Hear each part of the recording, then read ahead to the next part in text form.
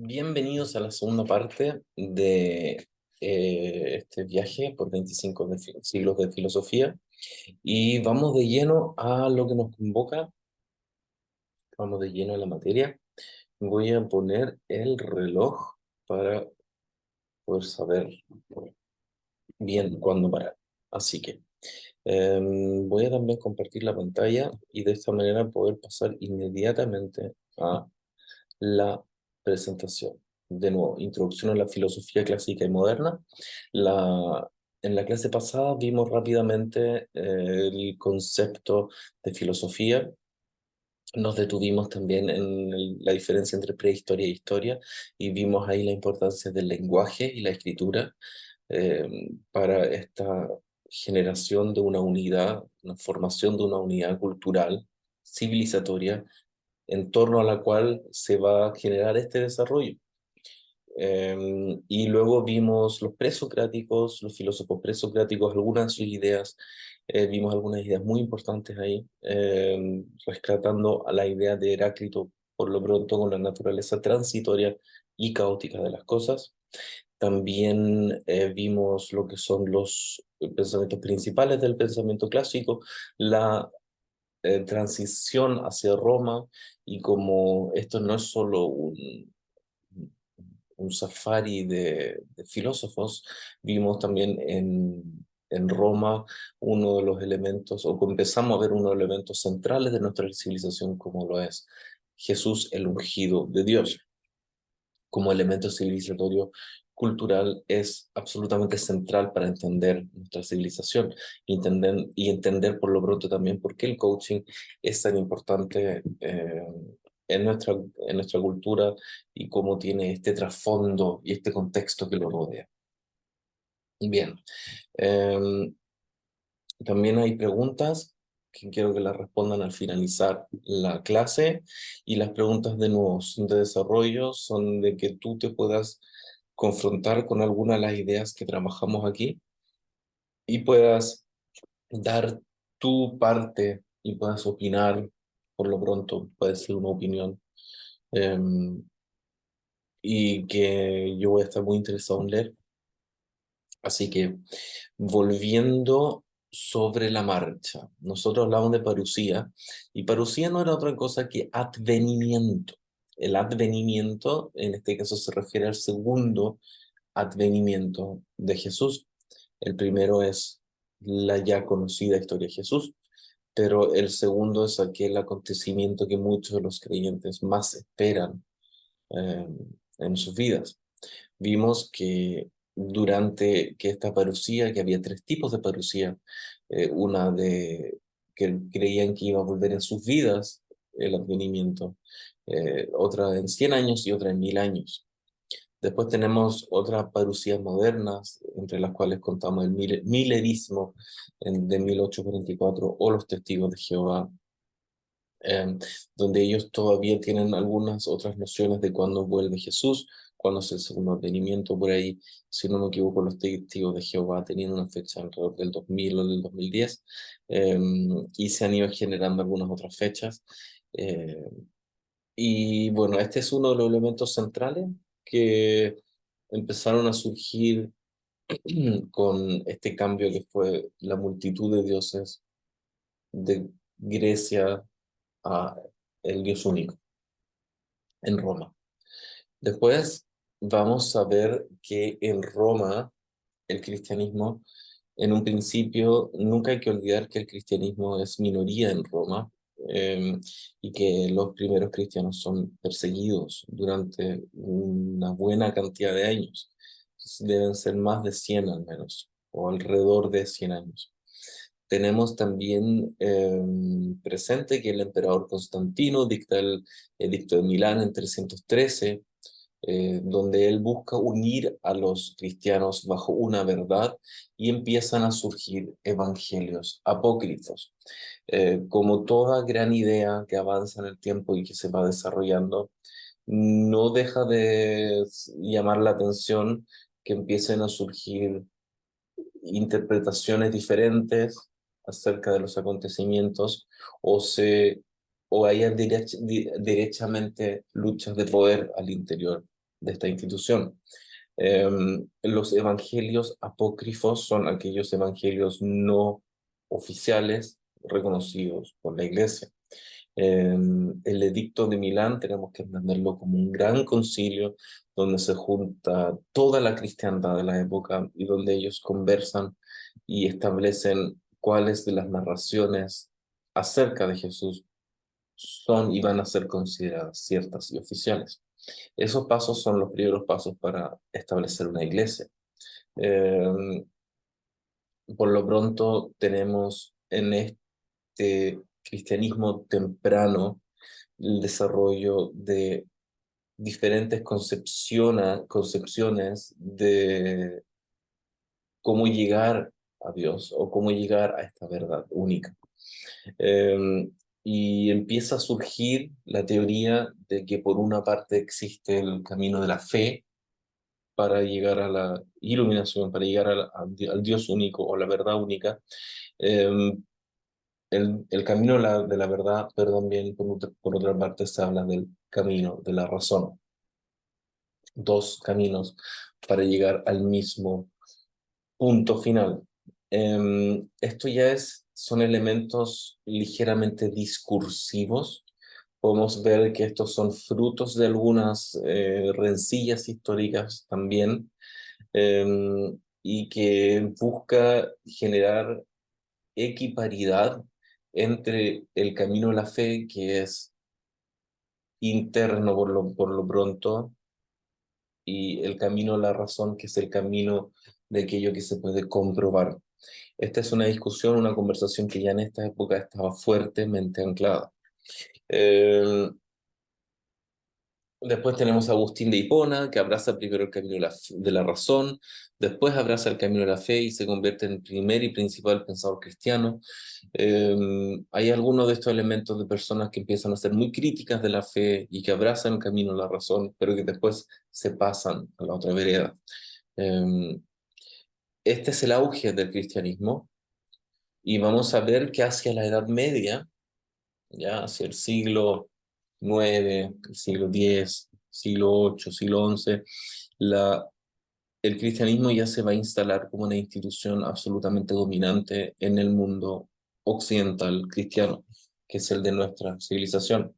Si bien para esta época América no estaba descubierto, esto no es para nosotros de importancia porque los que llegaron a colonizarnos, a descubrirnos, como quieran llamarlo, ellos traen esta cultura consigo mismo, traen estos siglos y siglos de Dios y de estudio de Dios y de Grecia, si lo quieren, en su sangre.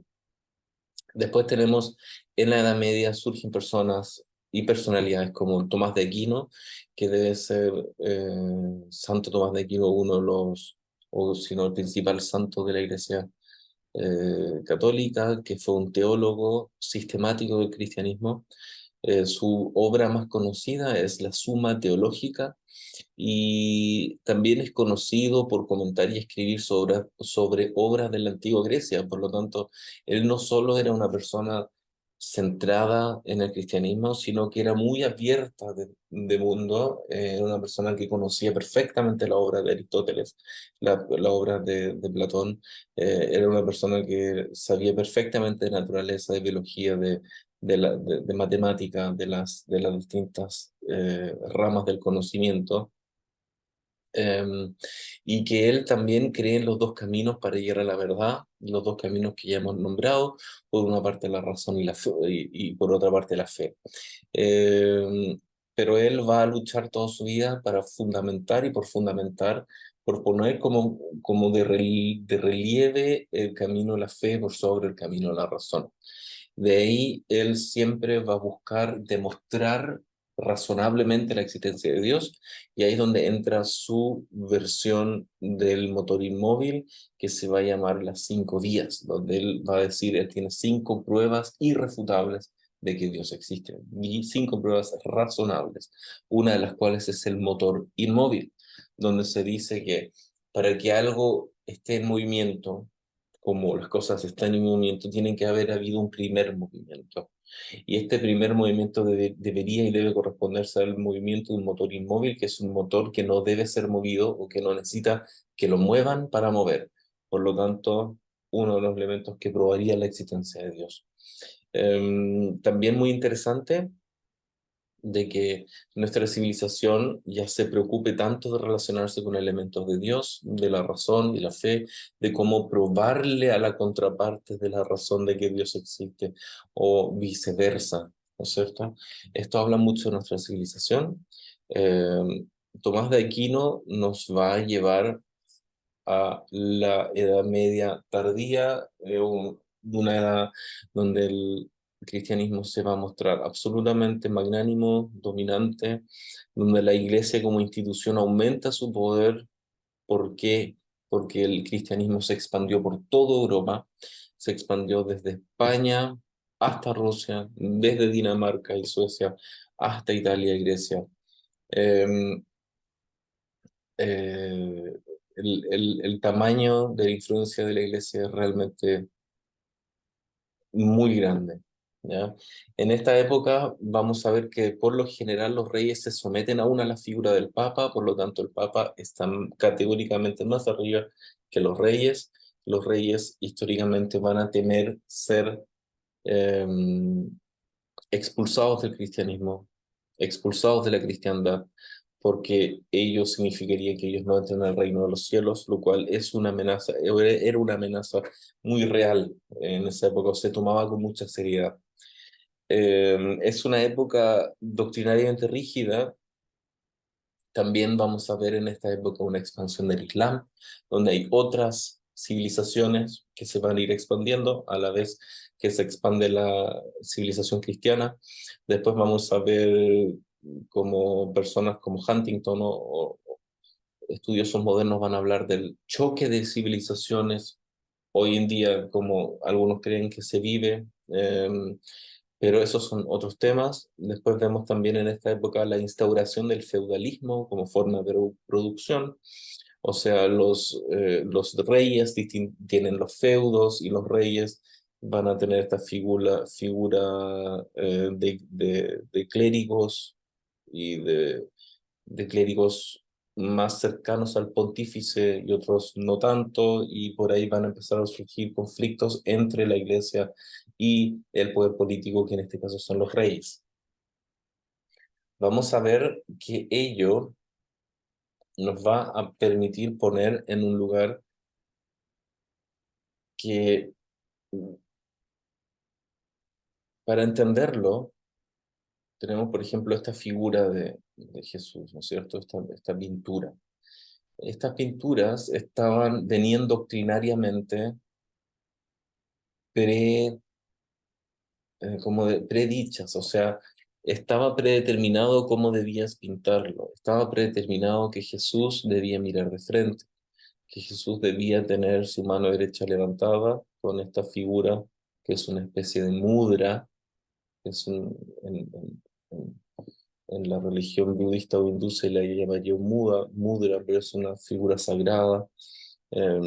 Vamos a ver que esto sobre un fondo azul, sus túnicas, el, la Biblia o el Evangelio que mantiene en su mano, todo esto está predeterminado, el lugar donde él está sentado, todo esto lo predeterminan las leyes del arte, de la iglesia, de los hombres, de la cultura y de la civilización de la época. Eh, y por supuesto, romper muchas de estas leyes significa una afronta muy grande para la iglesia. Pero de un tiempo a esta parte, cuando eh, empezamos a hablar alrededor del siglo XIV, siglo XIII, siglo XV, empiezan a surgir formas de arte nuevas, ¿ya? Estas figuras de arte nuevas y diferentes vamos a ver que desafían las concepciones tradicionales del arte, ¿ya? El arte siempre va a hablar mucho de nuestra cultura y de nuestra civilización porque nosotros reflejamos nuestras preocupaciones, nuestras emociones, los grandes temas de nuestra época los graficamos en el arte. Y por lo tanto, en el paso de la época media o la época media tardía al Renacimiento y entrar a lo que aquí empezamos a hablar ya del ocaso del poder de la Iglesia, es porque la civilización empieza a descubrir algo totalmente diferente. Y lo podemos ver por contraposición aquí, una de las grandes obras del Renacimiento. Tenemos la Venus, la diosa Venus ubicada en el medio sobre una concha. Todo esto ya son figuras paganas, son memorias de figuras paganas, pero que además son memorias de textos que se empiezan a redescubrir en esta época. En esta época se empiezan a redescubrir ciertos textos de Aristóteles, de Platón y de Sócrates, pero no es que se descubran los textos solamente, sino lo que se empieza a descubrir y a redescubrir son las ideas de estos textos. La idea de estos textos y la idea de estos libros nos llevaba a volver a apreciar la importancia de la Grecia clásica, pero esta vez no en los ojos de los cristianos o de los romanos que vencen a los griegos, ¿ya? Y que se llevan a estos dioses griegos y los transforman en un dios único, como vimos que pasa, sino que la gente del medioevo, la gente del Renacimiento se va a acercar a las ideas de la antigüedad clásica con un cierto dejo de romanticismo, ¿ya? Em, Esto va a tener repercusiones importantísimas en el arte, porque vamos a ver que ya las formas de arte no van a ser rígidas, sino que vamos a poder tener representaciones de arte que desafían muchas las creencias que la época. Recordemos que desde el nacimiento de Cristo, su instauración como religión oficial y pasando a esta época, son cerca de 1000 años. Es muchísimo tiempo, ¿ya? Entonces, las primeras ideas que dudan o que son críticas de esto surgen a causa de una recuperación de lo clásico, la recuperación de la belleza y de la apreciación de la belleza como se hacía en la antigua Grecia. Pero lo que viene antes y lo que viene casi a la par eh, con el Renacimiento y que es uno de los grandes elementos que van a desafiar nuestra forma de contar el mundo, es lo que aquí vamos a llamar la Reforma Protestante. La Reforma Protestante tiene sus orígenes en un profundo descontento que existe con respecto, un profundo descontento de muchos fieles, incluso sacerdotes y parte de la estructura de la Iglesia Católica, un descontento con una forma de hacer y de vivir la catolicidad, la cristiandad. Estos conflictos se ponen de relieve cerca de 100 años antes de la Reforma Protestante de Lutero, e incluso a veces, incluso antes de los escritos de Erasmo de Rotterdam. Pero Erasmo de Rotterdam va a ser una persona, un filósofo, que escribió un libro que se llama Elogio de la Locura, y donde él se va a atrever a reinterpretar pasajes de la Biblia, y nos va a ofrecer una lectura un tanto crítica, o sea, nos va a ofrecer una lectura diferente de la Biblia con la cual confronta y critica a la institucionalidad católica, ¿ya? Eh, Hay muchos incipientes movimientos críticos en esta época, y que buscan particularmente confrontar críticamente a la autoridad del Papa. Esto tiene muchas aristas y y muchas razones. Y si bien hay razones que están basadas en la fe, en este caso hay muchas de las razones que están basadas en elementos más bien políticos. Y es que de un tiempo a esta parte, los cimientos de la institución de la iglesia se han ido moviendo dado, dado la rigidez del ejercicio de su autoridad. ¿Qué quiere decir esto?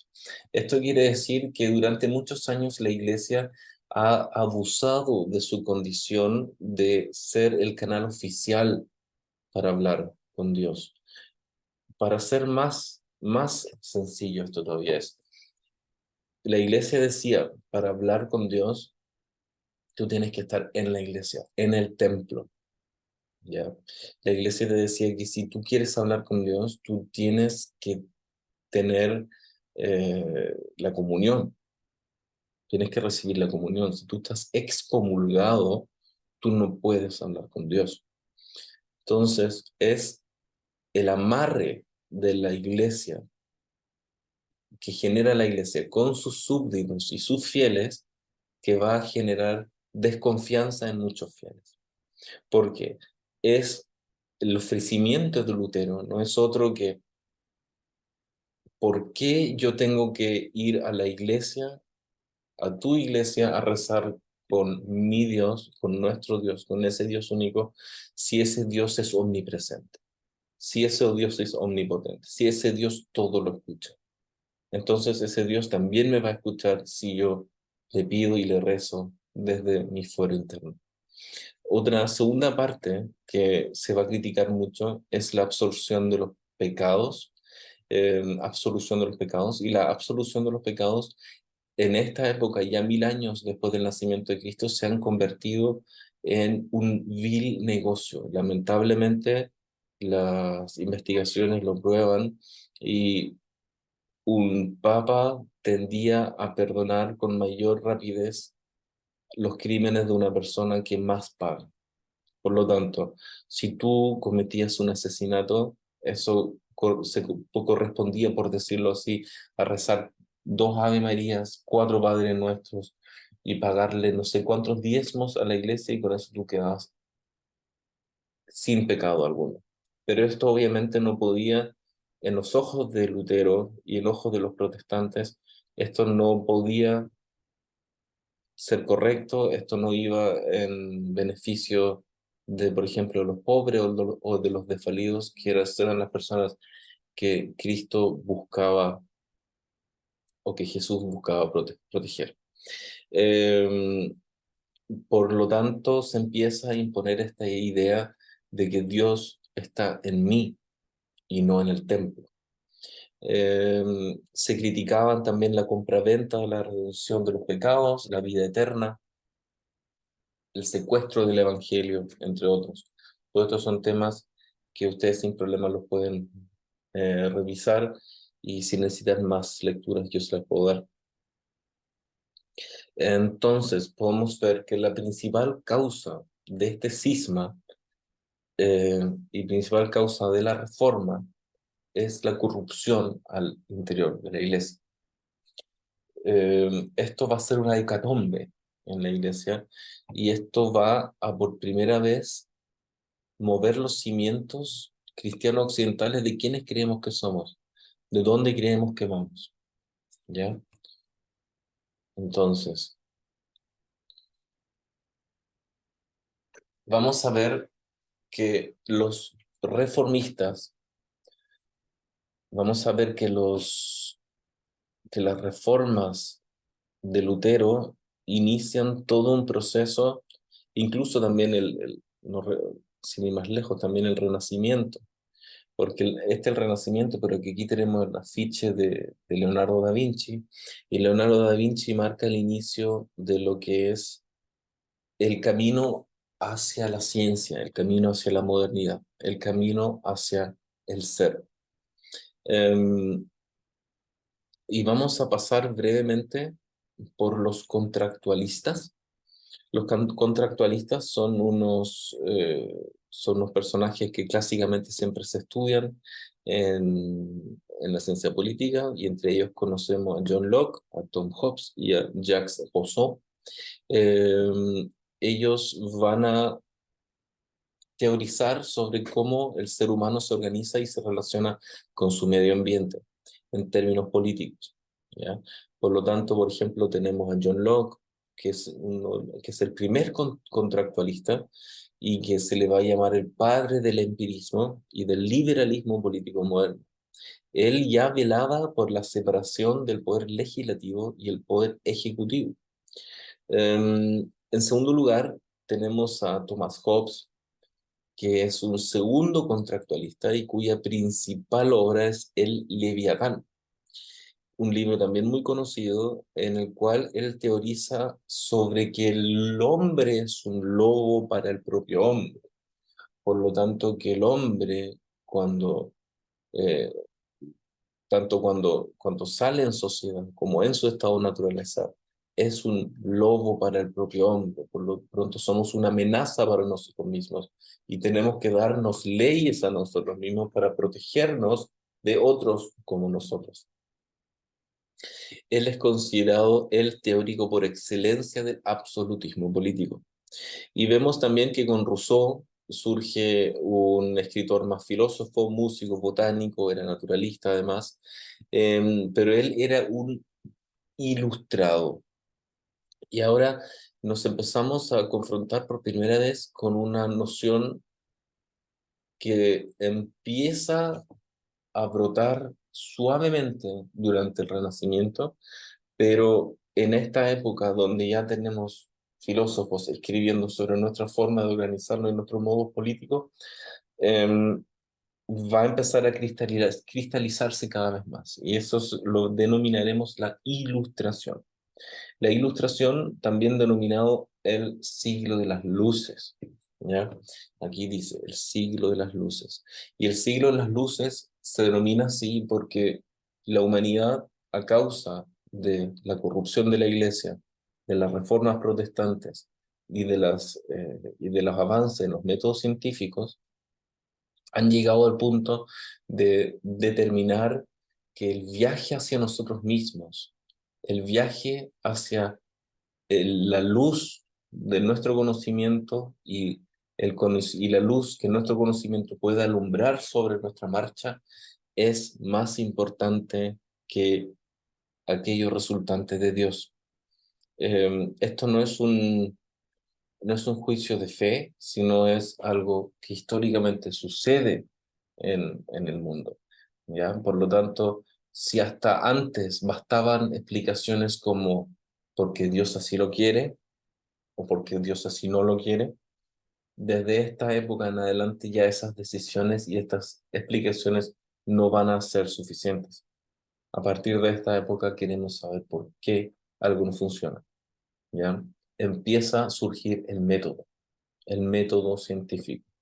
El método científico, tenemos aquí su surgimiento y también como parte del siglo de las luces, el auge de la razón y el método científico.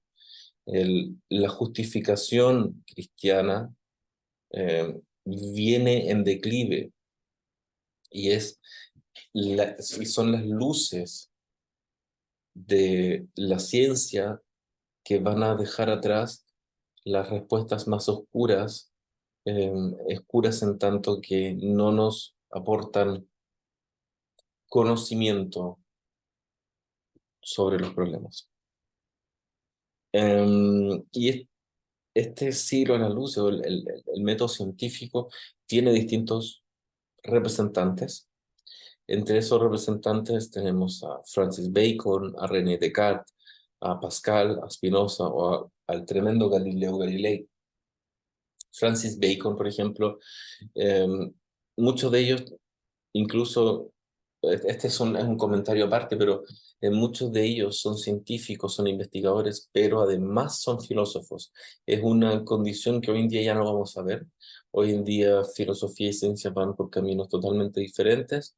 en la filosofía va por un oscuro despeñadero que no sé bien a dónde va, eso ya es un tema para más adelante, pero la ciencia está envalentonada y nos ha llevado a los puntos más avanzados que hemos conocido jamás como humanidad.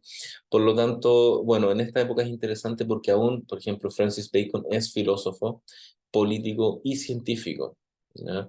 Él es considerado el padre del empirismo y también considerado como uno de los filósofos racionalistas que le seguirían, ¿ya? Desarrollador del método científico. Él desarrolla el método científico igual que René Descartes. René Descartes, por ejemplo, filósofo, matemático, también físico, y él es el creador del discurso del método. Y aquí tenemos una de las partes más importantes, o si tú, si tú le pasas un celular a un niño, el niño o cualquier cosa, tú le pasas cualquier cosa a un niño, el niño va a tender a descomponerlo en cada una de sus partes, a sacarle la carcasa, a sacarle la batería, a ver si se le sale la pantalla. Y eso no es otra cosa que el método científico. El método científico busca explicarse el cómo funciona algo mediante la deconstrucción del todo en cada una de sus partes y analizar el funcionamiento de ese todo y de cada una de sus partes funcionalmente. Este método va a ser llevado más adelante, incluso más allá, con Blaise Pascal, que también realizó grandes aportes a la disciplina en la que se desempeñó, y que incluso van a ver en esta época algunos roces de estas personas científicas con la iglesia. Sin ir más lejos, vamos a ver el ejemplo de Galileo Galilei, que fue la persona que mejoró el telescopio, que tuvo un trabajo experimental complementario al realizado por Francis Bacon, pero que básicamente logra determinar que nosotros no somos el centro del universo. Pero también vamos a ver que otras personas como Giordano Bruno, científicos, que estaban en la misma línea de investigación de Galileo Galilei son efectivamente enjuiciados y quemados en la hoguera por alguna de la autoridad de la época basándose en ideas cristianas. Por ahí se ve un conflicto, es un conflicto que por lo pronto surge en la época media tardía, atraviesa el Renacimiento y sin duda nos va a acompañar hasta la Ilustración, hasta nuestros días incluso. Eh, Tenemos en este caso el fin de la segunda parte, pero no sin antes poder mencionar algunas de las características principales de la Ilustración. La Ilustración o el siglo de las luces es denominado el siglo XVIII, pero el siglo XVII y el siglo XVIII, o sea, en 1600 pasando por 1700 hasta el 1799. Y esta época de la Ilustración eh, es representado en muchas de los libros, de las ilustraciones de la época, como una luz que se echa sobre una oscuridad. Entonces, la oscuridad eh, que hubiera estado presente antes no es otra cosa que la oscuridad del ser que no sabe, ¿ya? Y del ser que en este caso viene de la iglesia o de la iglesia, de las creencias de la iglesia católica, porque eh, muchas de las ideas más ilustradas y que nos iban a permitir eh, descubrir, por ejemplo, en la medicina, para estudiar medicina y anatomía del cuerpo humano, sobre todo en esta época, y pasando incluso en el siglo XIX también, no había otra forma de estudiar la anatomía que con cadáveres frescos, digamos. No podían ser cadáveres antiguos por la descomposición natural del cuerpo. Entonces, hay elementos reñidos con la moral y con la ética que evidentemente iban a poner contra las cuerdas a la iglesia y la obligaban a actuar.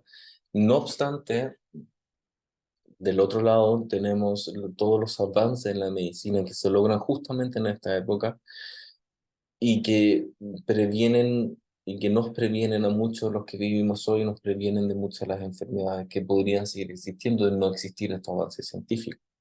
Por lo tanto, muchas veces esta ilustración tiene como contracara una iglesia que ya viene de un proceso de desempoderización, vemos como el poder lentamente a través de las ideas del Renacimiento, donde volvemos a las ideas de lo clásico, y ahí se recuperan algunas de las ideas incluso de Heráclito.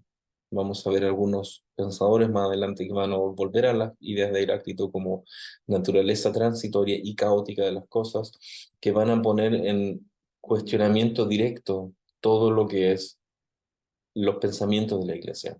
También se conjuga con los elementos de la corrupción en la iglesia y que van a dar lugar a la reforma protestante.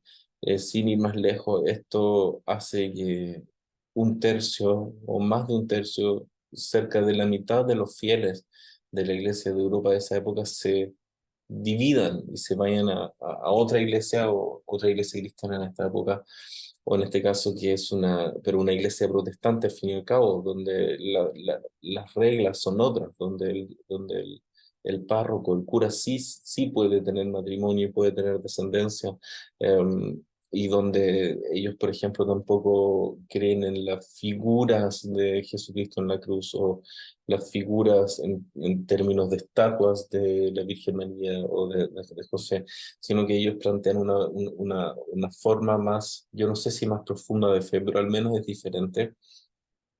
Y si vemos este proceso de transición pasando por los contractualistas, que ya son personas científicas que trabajan en el siglo de las luces y que buscan echar luz en la oscuridad para ya no contentarse antiguas, con las antiguas respuestas que tendía a dar la iglesia, o para no dejarlo siempre en la iglesia. Cuando hablo de la iglesia hablo también de las creencias de la época, porque mm, si bien en su momento era la iglesia la que imponía las decisiones, pero eran también las autoridades políticas las que imponían las ideas de la iglesia. Éramos y eran todos en la época hijos de esta forma de pensar y de creer el mundo. Después del surgimiento de algunas de las personas más pioneras que logran poner en cuestión y poner de relieve el método científico. El método científico es la descomposición del todo en cada una de sus partes, cuestión que por lo pronto en términos de estudios de anatomía, en medicina, por ejemplo, a las autoridades más eclesiásticas o político-eclesiásticas, por supuesto que no le iban a gustar. Entonces era muy difícil estudiar la anatomía del cuerpo humano, pero a su vez ello nos lleva a grandes avances humanos. Entonces, vamos a ver que la idea principal de Jesús, del ungido de Dios, se empieza a poner en cuestión. Eh, pero se empieza a poner en cuestión 1600 años después del nacimiento de este elemento fundador de nuestra civilización.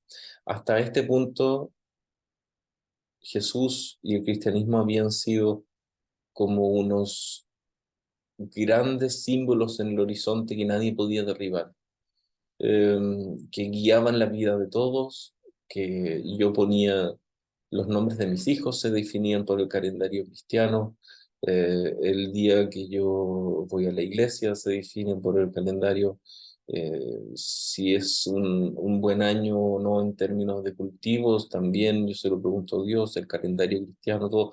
La iglesia estaba omnipresente y empieza a perder su poder, empieza a cuestionarse la misión de Dios, la misión del ser humano en el centro de ese Dios. Y se empieza a poner el ser humano su propio centro y se empieza a preguntar quién soy yo, a dónde voy, qué pasa si yo echo luces sobre estas preguntas que atañen el yo. Y vamos a ver que las respuestas son muy diversas y por lo pronto las vamos a ver en la tercera parte.